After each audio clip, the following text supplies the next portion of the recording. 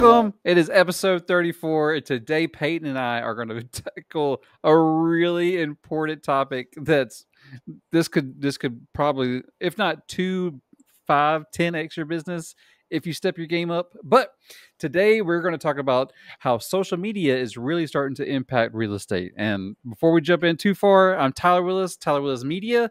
Payton, what you got going on nowadays? Hey guys, I'm Payton Peoples with Payton Peoples and Company, Keller, Realty, Atlanta Partners. Boom.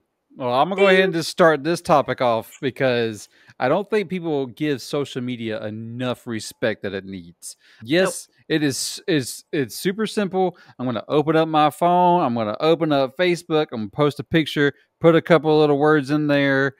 But if you spend the time to really plan out an effective calendar or just like an overall tone, I just believe that one, you're going to be able to get known and people are going to get that, that's what I always say, know, like, and trust, know, like, and trust. They're going to get to know you. So they like you. And that eventually, hopefully they trust you.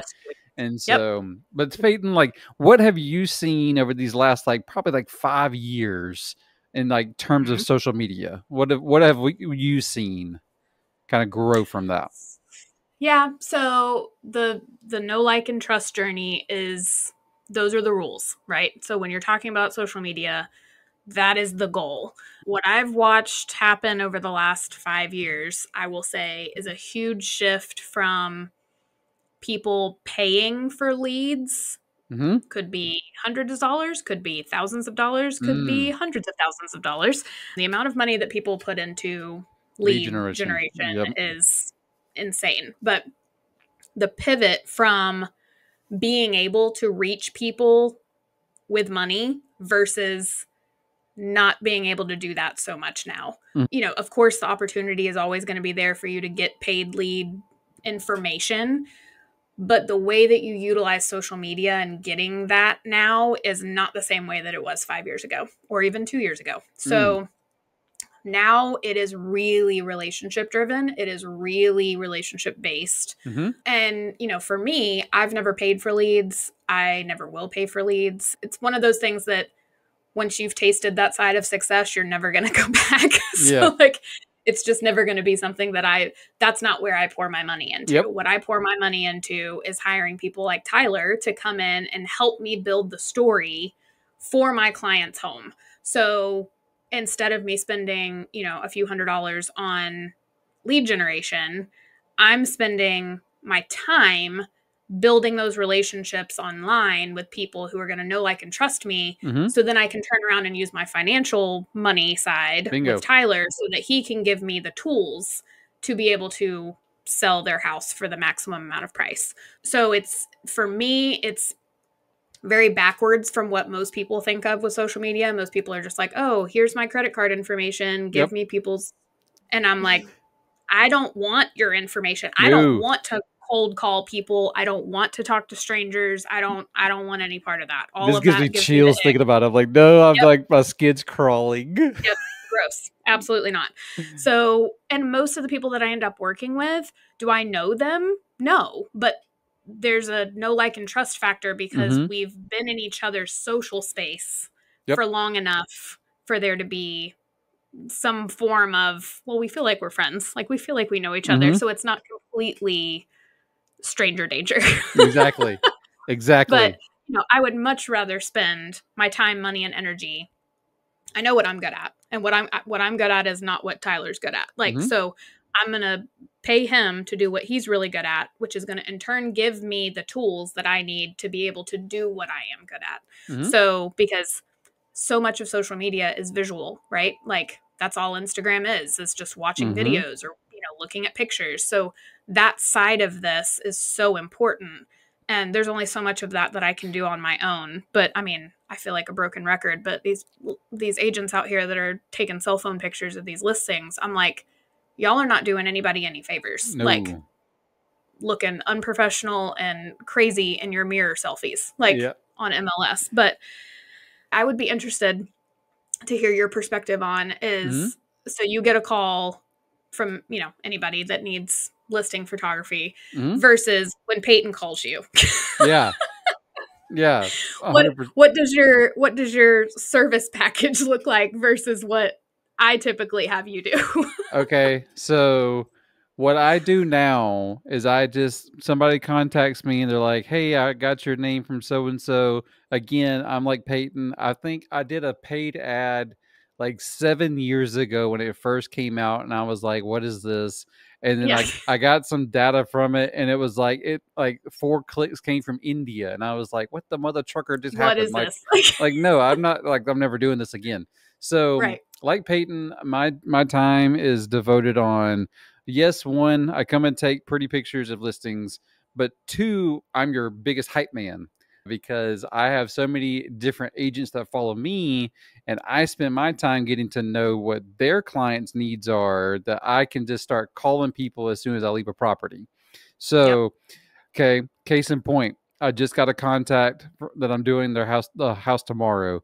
They found me on social, and they said, "Can you give me a list of services?" And I said, first, or no, it's always, "How much do you charge?" And I was like, well, that's not like an easy answer. Like, I've Right. got about 100 different services. Like, what do you need? And so I always just say, "What's the property address?" And I'll send you a customized list of services. And Mhm. so 9 times out of 10, new referrals are only getting listing images because they don't understand the importance that floor plans and virtual tours and videos and all this can give, because they see a number and they panic because, kid you not, I had another person, very very established agent here in the area, go, "You're so much more than X." And I Mm. looked her right in the face and I said, "I'm not X." Mhm. I said, "I know my worth. I know the reach that I'm about to give you." And that Mhm. $1 million listing just went under contract. It normally goes from a new referral only getting listing images to the next time they contact me, they're getting almost everything I offer because they go, Mhm. "Well, you didn't do this or that or this for my last," or I was like, "Because you said it was too much." like, Mhm. like Yep. once you say I'm only buying images, like I stop. I don't upsell. That's the Right. last thing. That's the last part of my job, is to try to continue to get to buy add-ons, because you're not going to trust me for the next one. Right. So, but that's kind of where I always lean on my experience. So, agent calls that I've worked with constantly. And I always go into the situation going, "I'm not going to upsell you. I'm looking at it," because I always walk the property with the agent first. You even saw just the other day, and I was like, "I don't think we need to do blah." And you're like, "Cool, whatever." And so, like, I did one. Okay, I'm now offering a new service, so you might like this. So I'm offering like a consultation. So you walk in and you're so overwhelmed by the situation, and you're like, "There's so much crap in this house. I can't be the bad guy. Who can I get to be the bad Mm. guy? I'm now the bad guy. Call me. I'll come in. I'll walk the house, and I'll tell them what needs to get moved before I come back out." And so Mhm. I just had that. And after I walked in the house and I was like, "Hey, these are the things I would like you to do before I come back in a week to photograph everything." She looked me right in the face and she said, "When I see pictures online that's got a lot of stuff, it lets me go, oh, that room is really big." And I looked her right in the face. I was like, "That's not how this works." Mm-mm. No, that is the direct opposite of how It's this I works. was like, "No, ma'am." And so after I left, I told the agent, I was like, I don't upsell." And I said, "This is the only time I'm going to upsell you." I said, "You have got to do a floor plan, because otherwise nobody can see how big these rooms are." Because it was Mm-mm. like, okay, like a 10-foot room, there was probably like 7 foot of stuff. There was like this little itty bitty walkway. And I was like, nobody's going to know. No. Nobody's going No. to know. And so I was They're like, gonna stop before they even get to the door. They're mm, gonna be like, exactly. So that's what I told her. I was like, "This is the only time I'm going to upsell you." And she was like, "This is why I trust you, because I know you're not just there to make a paycheck." I was like, "No, I'm there right. to take care of what you really need for your clients." And Yep. so that's kind of where, but my favorite thing is kind of like what we just did at our last shoot, where you do like, It's not a full walkthrough video. It's just a super tease. Big highlight stuff. 60 seconds, 40, like 75 seconds, whatever. I'm not the type, I don't like short form content under a couple seconds because I get frustrated. Like I'm not your TikTok person. Go find somebody else to do those kind of reels for you. But I'm not that type. I would much rather get invested and go, okay, I know this is 60 seconds. It's only a minute of my life, people. Like, come on. So like the attention span of social is what kills me, because I think people are like, we've got to do 8-second content. No, hell you don't. Like, no. Spend some time, make some good quality content, and people will stick around and watch it. Right. So that's kind of where I'm at now, especially whenever I just did one for Maricela the other day, and I didn't know she wanted a social video, like a social media video, so I shot it all horizontal, and so I was thinking it's going to be a normal listing video. YouTube. Yep. And so she texted me and she was like, I need a social one. And I was like, I didn't shoot it vertical. I shot horizontal because vertical is now king. So here I am thinking, well, how am I about to take a 5-minute video of $1 million listing and convert it down to a 60-second? So what I just did was, it was just a lot of thirds. So it was, your 9x16 vertical. It just stacked 3 ways. So I was like, screw this. Like I don't have time to go reshoot it. So I was just like, I still want to show the whole house. So just had to like think through like how to use the same content, but in a different format. So, but that's half the battle too, is making sure that you are staying ahead of like not just doing the same thing all the time, but knowing how to pivot when you need to, because I think a lot of other people have just been like, oh, well, now I've got to go find time in my schedule to go back out to the house. No, like make what you've got work. But that's the whole point of this, is like most agents don't understand how to utilize social media well for their listings. So they just think, oh, I'm just going to put it in Marketplace. Yeah. Oh my gosh. No, the hell you're not. No, the hell you're not. I'm so tired off of Facebook Marketplace. I'm so tired of seeing this. What? Oh my Lord. It was probably Tom Ferry. I bet Tom Ferry's the one that said put it on Facebook Marketplace. Is he the one? You know what? I don't know. Like what? Because there is nothing that screams Craigslist. Oh, you're gonna get your identity stolen more than that. Yep. So that's what I see. That's the overwhelming majority of like what I see when agents are utilizing it. Or they're just throwing something together in Canva or something that they don't really know what they're doing, and it has a ton of typos in it, or it has a ton of misinformation in it, and then they're just posting that on their page, and they're like, here's my new listing. Cool. There's a million different marketing that very much impacts how you market your listings rules now for agents with this whole new settlement. So like, you can't just do whatever you want. Like there's very specific rules. And if you're with a brokerage that has not explained that to you, well then honey, you need to call me, because it is dangerous, the stuff that people are out here putting out, because they don't know any better. And there's rules, there's things that you can do and things that you can't do. And honestly, at the end of the day, depending on what type of social media you're using, that depends on the information that you should be putting out there. Like what I post on Instagram or what it goes on TikTok is not the same thing that's going on Facebook. So, and what's going on my personal Facebook is not the same thing that's going on my business page. There's something different for every single place. But can you do these things on your own? Sure. Yeah.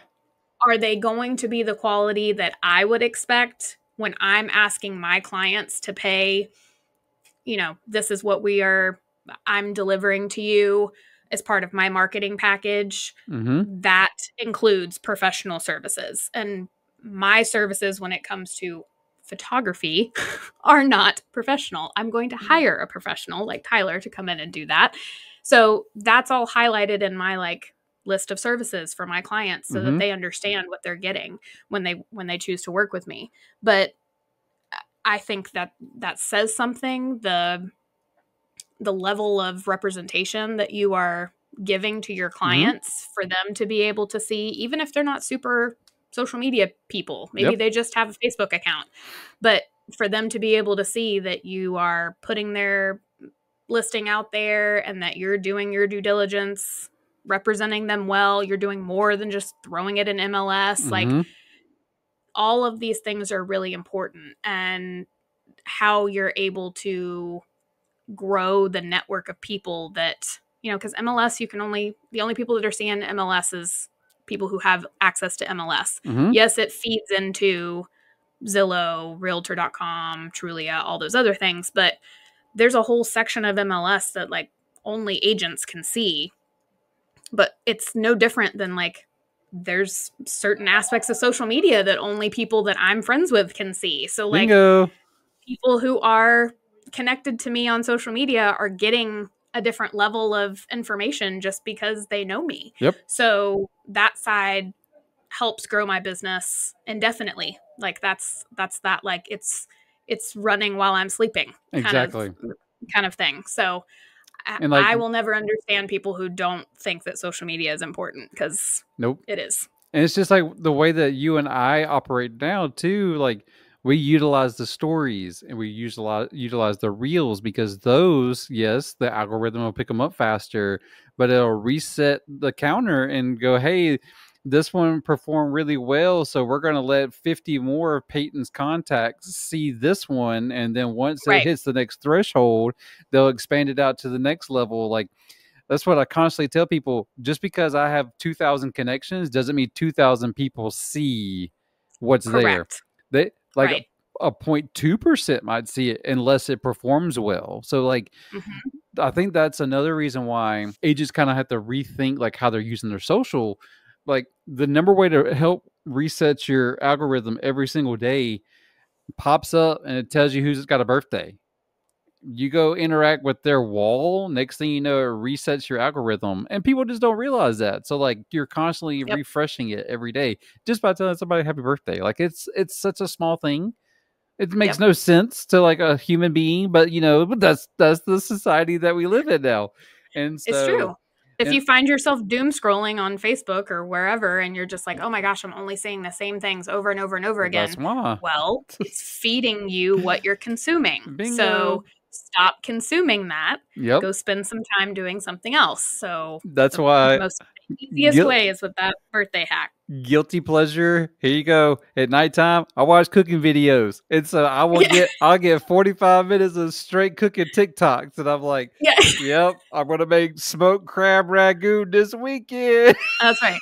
That's right. Because I saw like 10 videos, and so I was like, yep, we're making that. So like, that's correct. The beast works when the beast is fed, so you just got to feed it the right stuff. But okay, so here's another one that I think that we should kind of touch on when it comes to the social side too. Don't pay a company to control it if you've never had personal contact. So like, this one makes me so frustrated. I have a client, she pays like $1,500 a month for a service to do like 3 posts with like stagnant content that makes no sense. And I'm like, and she was like, but it's done for me. And I was like, but it's like, it's not great. But it looks like, Or like, I'll see the same, I don't want to say the agency, like I'll see the same content get pushed out by like 5 other agents on the same day at the same time. I was like, like, if there's more people that follow it and you're like, oh, it was not made, like a company made it. I see it. And so I'm like, So like, those pieces of impersonal contact is what kind of kill me when it comes to the social side, because I don't think people give it, like, yes, you can make a ton of money like on that side of it, but I think people just look at social as like, everybody has access to it now, including your grandma. So why should I put time into making it really good? Yeah. And so that's why like I spend a ton of time thinking through every post before I hit publish. So I'm like, Yep. So There's some major strategic planning going on yeah, behind the scenes to make sure that this stuff comes across the way that I'm intending it to. yeah, Yeah, it's not a plug and chug. It's not a Canva template that you can just throw some pictures on mm-mm. and do the same thing every Monday. This isn't 2005. Like you can't do that. And then to expect people to see that content and know, like, and trust you. Yep. Like, can you do those things and maybe generate a couple of clients? Possibly. But if you take it a step further to be more intentional about what you're putting out, why Yep. you're putting it out, who are you talking to, answering all of those questions, you're going to 10x your business. And doing it with intention, not just like, oh, here's a picture of me that I took with my coffee. Let Yep. me be your real estate agent. Like, Yep. no, please don't ever do that again. That kind of stuff drives me crazy. But yeah, same thing. Like, I can't stand when I'm like, people are like, oh yeah, I just hired this social media agency to like run my social media and I'm paying them like $1,500 a month. And I'm like, for what? Yeah. And they're like, oh, I don't know, but they're going to post 3 times a week for me. Exactly. Okay. Nope. You can pay me $1,500 and I'll get you a post 3 times a week. Like, come on now. Yeah, like stuff like that just kills me. But like the thing that really drives me like bonkers when I see it, and like, I don't like seeing like the typical YouTube like splash screens where it makes no sense in terms of the context. Like, if that's not who you are, don't try to copy what other people are doing. Like, it won't make sense. Like, you've kind of find like what makes you you, and then like, I'm the loud crazy one. Yeah. I'm the one that goes into a vacant home and sings. Like, that's the me. And so like I have like this, this like format that I do. And so it's not like I one day woke up and it was like, hey, this is what I'm going to do. Like, I thought through that crap. I was like, when I go into a home and it's vacant, I'm like, oh yeah, you got acoustics. Boom, we go sing. Like, I was like, okay, I want to make this a thing. And so, yeah. and it's just social should be fun. Like, yes, it can be a business, but it needs to be fun, and people need to see you having fun. It doesn't need to be perfect. It doesn't need to be the Facebook. I've got to be perfect in every situation. No, it needs to be real. Like, people need to see the real you, and so I completely agree. I think that's what some people forget, is that, it needs to be fun and people need to see you and your worth and what you can contribute. Otherwise, why are you asking for 3%? He said it. See, I can say it, people. I have no rules holding me back. I can say it. Right. But that's right. But I think I'm just be blunt. If I had an agent walk in my house and go, "Hey, I want to list your this." I don't live in a $700,000 house. I'm just going to throw that out there. But if I lived in a $700,000 house and you walk in and you present this marketing to me and you go, "Hey, at the end of this, I need 3%," and I see you start busting this thing out, taking pictures, I'm gonna punch you in the face and say, "Get out of here!" No. Yep. I don't understand that mentality on some people. No. Like, if I'm a professional in this industry and I want to be here, I'm going to need to make connections with professionals that are going to make me look good. And so, yeah. I mean, I don't understand. What I don't understand is here. This is where my brain is. So you let an agent come into your house. You're at a listing appointment. You're talking about all these things. And, let's say they want to say, oh, okay, well, my house needs to be, repainted, or we need to get some flooring fixed, or maybe they have a plumbing issue in my bathroom that I need to get repaired before we list. Do you have a list of people that you could send to me to do those things? And then that would be like me saying, sure, I'll do it. I'll just do all of it. Like, I'll just, and the plumber and the electrician and the flooring person, I'll just do it. What? Yeah. No, like, just like you wouldn't call yourself a professional of all things and make yourself have to do all of those things. the photography and the marketing aspect of it are just as important as getting the house ready Bingo. to sell. So if you're not going to, do the plumbing and all of that stuff yourself, you're going to hire a professional to do that, a licensed contractor to come in and handle those things. Why would you think that you could handle the marketing piece of it by yourself with your cell phone? Bingo. Absolutely. Get out of here. So I will never understand it. My brain always will think that way. And some people are like, oh, well, I sell just fine. I do just fine with my cell phone. Okay, you keep doing just fine. Well, the rest of us are mixing our business because we're paying attention. But because at the end of the day, too, think of it like this: you come in, you take say if you took the pictures, you go home and you're like, man, this one's really dark, and you're like, I don't know how to brighten it, and then you call somebody, and they're gonna be like, I'm not doing it for free, like I'm not gonna edit your picture, like you're still spending money at the end of the day, and so it's like, just take that one worry off of your plate, let somebody else come in, do it, and you're like, and at the end of the day, it's a write-off for you. Right. And I mean, there's so many different conversations you could have here, but it's truly you get what you pay for.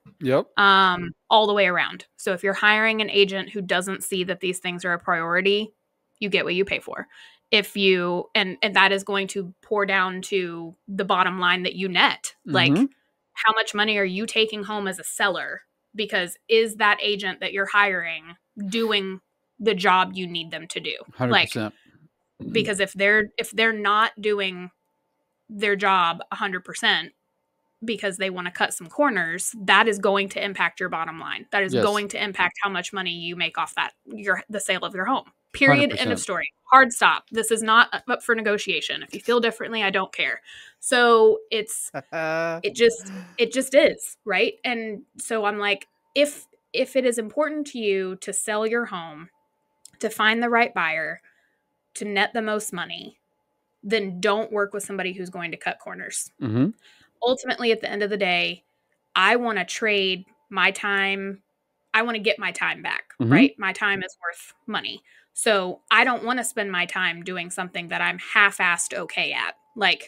And I'm pretty awesome at cell phone pictures, you guys. I'm pretty good, right? But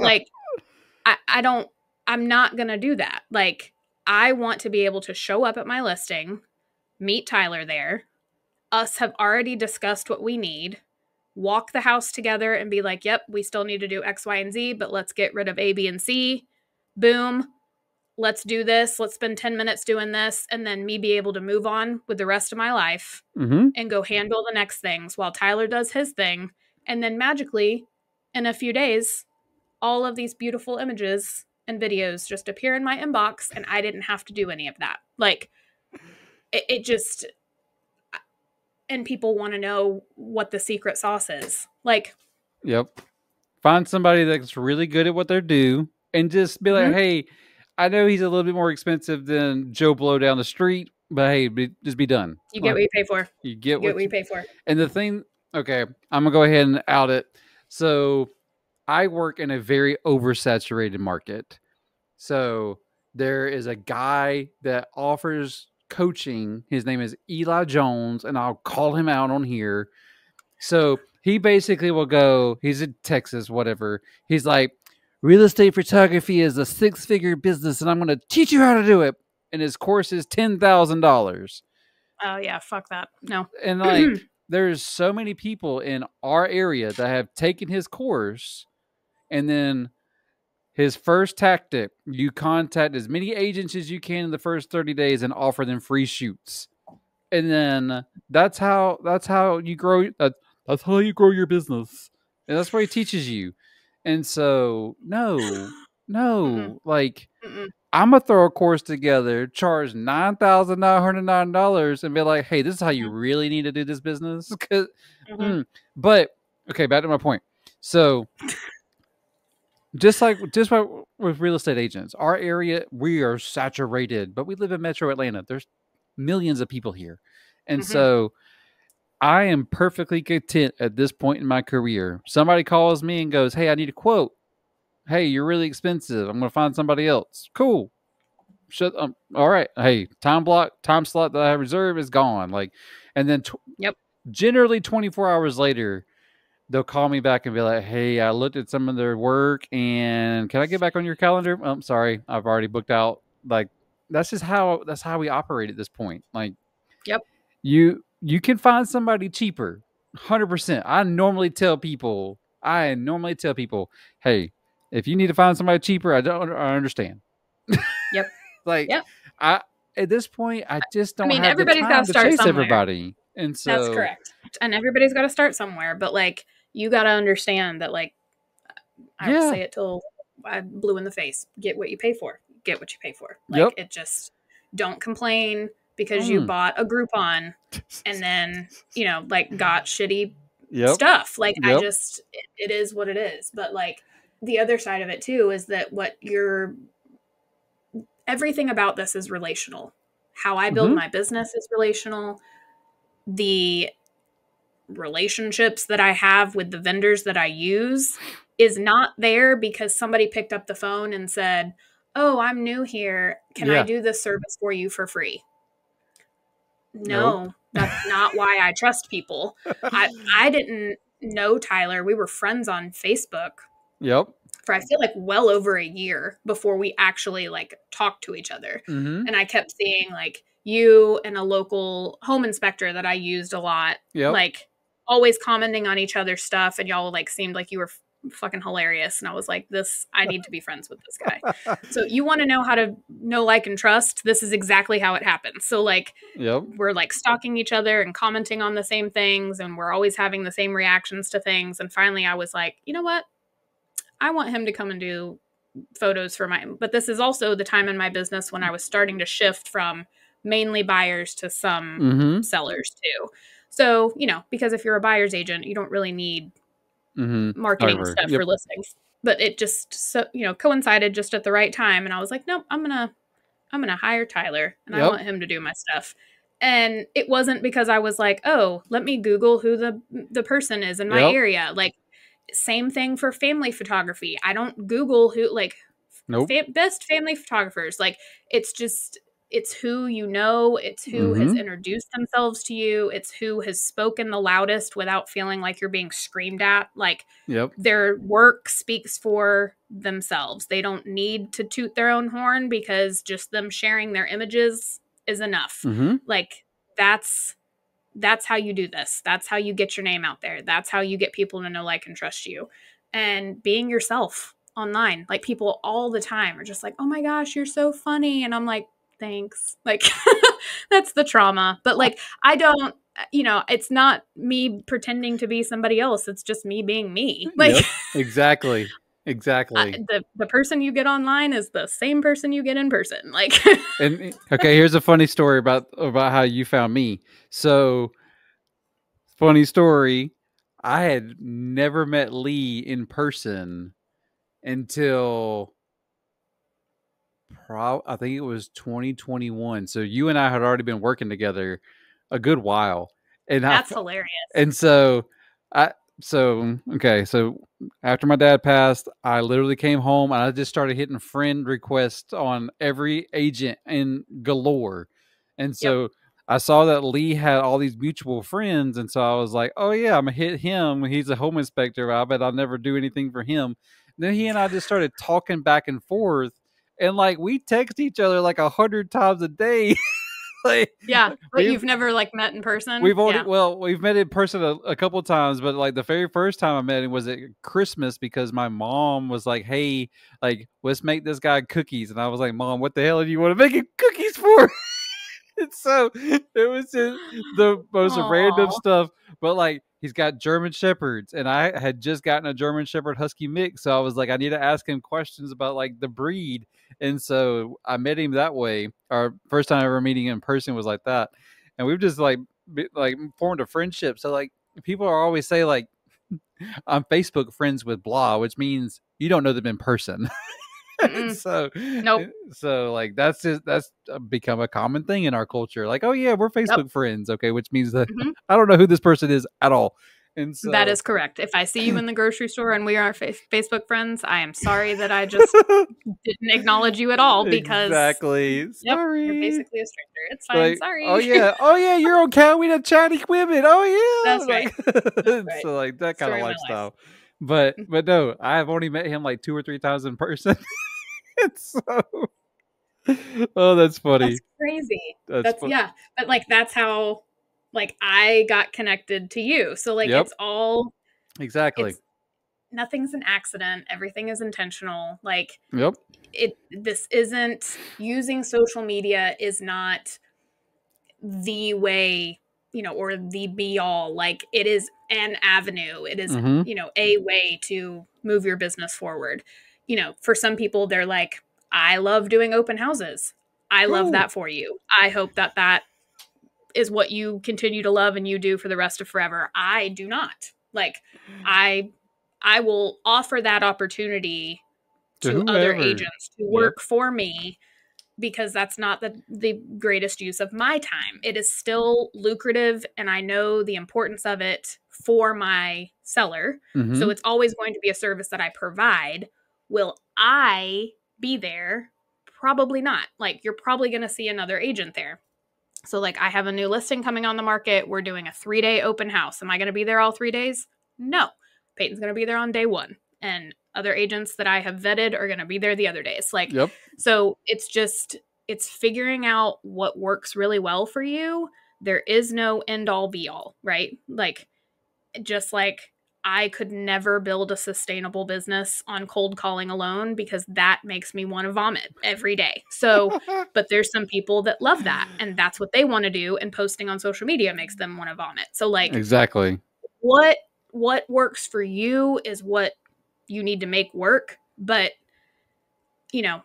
for the greater good of the clientele, try and be good at everything. Like try to at least be educated in all options.